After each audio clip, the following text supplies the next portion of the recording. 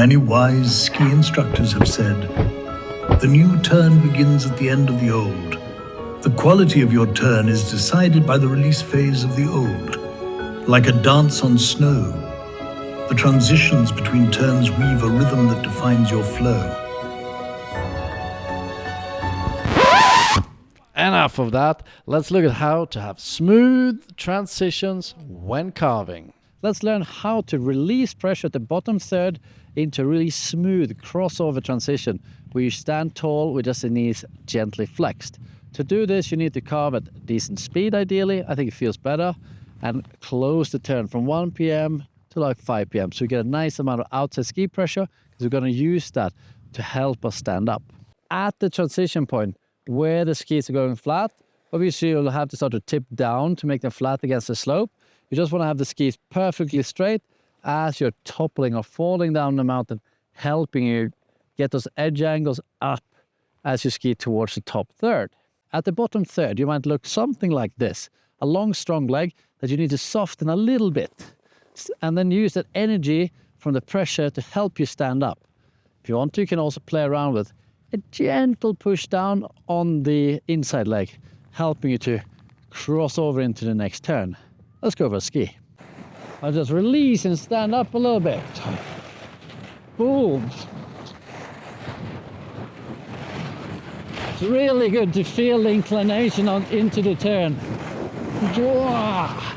Let's learn how to release the pressure at the bottom third into a cross-under transition. What's important to think about here is that at the bottom third point, you're in this position. You have a very long leg and a short leg. And now we release the long leg a lot until it's almost as short as the short leg. And then you're going to end up in a position like this at the transition. Feet right beneath me. I'm just softening that outside leg until it's equally soft as this one. And the feet are moving forward, creating a jetting sensation which feels rad. And then the upper body takes a shortcut into the next turn, where we then get into our forward pressure position again. Let's do it while skiing. It's ideal to start on a flat run like this, because it's kind of an advanced move. Boom. And like sucking in the legs a little bit. Really softening this outside leg. Oh, I see. Soften that one. Boom.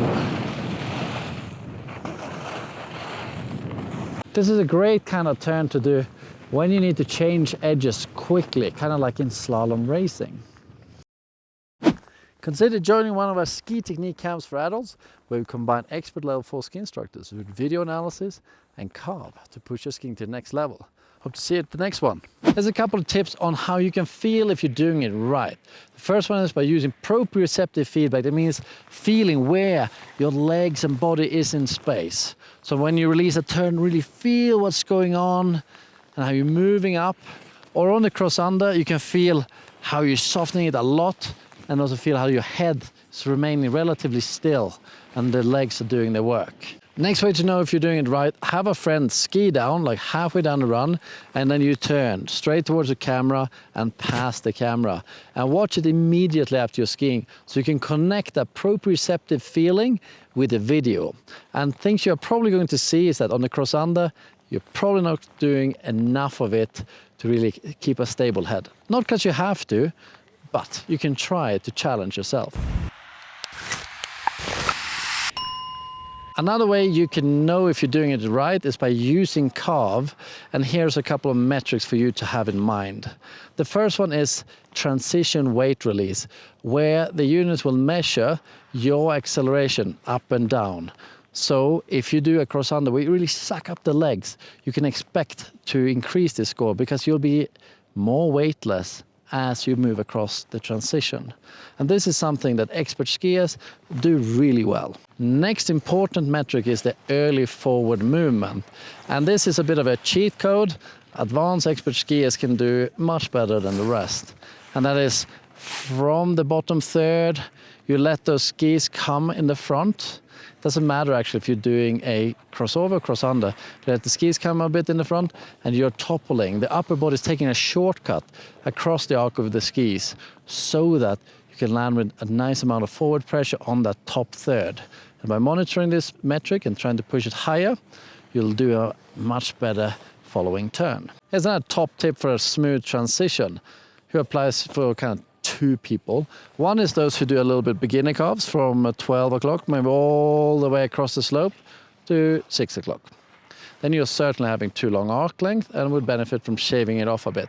But can also apply for a bit more expert skiers who like experience high G-forces, maybe between 1 and 5. And if you experience this really a lot of pressure, G-forces, and you feel like you're going to get bucked out of the turn, and it's hard to control. By reducing how long the arc length is at the bottom, just a tiny bit, can make a huge difference on how smoothly you can enter the next turn. Careful guys, this does not apply to all of you. For you who ski the arc length from like 2 to 4, you should hold on for a little bit longer. But for you who this does apply to, like it used to for me, it made a huge difference to my skiing. I got so much smoother. Let's imagine I'm at the bottom third now. And here's a little top tip for you. When you're at the bottom third, remind yourself to angulate with a little pole drag, that you continue until the transition to make you get more outside ski pressure and into the sick position so that you don't slide out like this, like I so often do. The pole drag aids you in more ways than just keeping you from falling over, but it adds rhythm to your turns, like tack, tack, tack, help you have nice flow and same size turns. Drag it. Well, top tip here, you do not want to plant the pole the same way as when you're doing short turns, when you're doing carve touch. You just want to drag the outside of the basket a little bit, and it will serve as that reminder to angulate and aid you with some rhythm. Let's ski along with me on the wild side today with the airborne edge change while carving some sick turns. A couple of tips on this is do it on a ski with, mine has 15.2 meter radius, like small radius, 13, 15, 16 is going to be fine, 18 is going to start getting a bit more difficult. Important here, do it ideally in the morning when the snow and the groomers are as easy as can be, not like I did today. It was quite difficult. A way you can think about it is that from the bottom third, you almost jump, hover the feet. You don't need to try to jump, you might jump anyway. And then you just land on top third. So you kind of skip that transition bit. And it's a fast, explosive motion, like zack, pull them up fast, and then boom. Drop in and just smack the lip, whoop, drop down, snap, ah! Remember, being in the air isn't necessarily a good thing when skiing, but it's sick, so it's worth trying.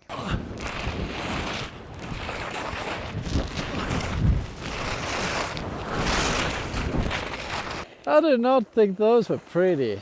I felt like I was faking it a little bit. Here the slope looks a little easier. And maybe I can do it more for the right reasons. I can do it better this time.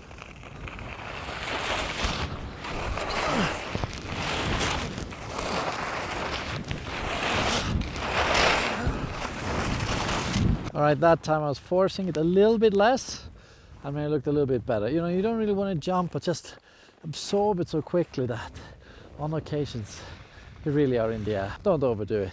Thank you guys for watching. I wish you a lot of pleasure learning how to have smooth transition. It is so crucial for sick skiing. And remember, you can join one of our ski technique Freeride freestyle camps for adults, or check out this video that YouTube think you might like. See you in the next one, folks. Ciao for now.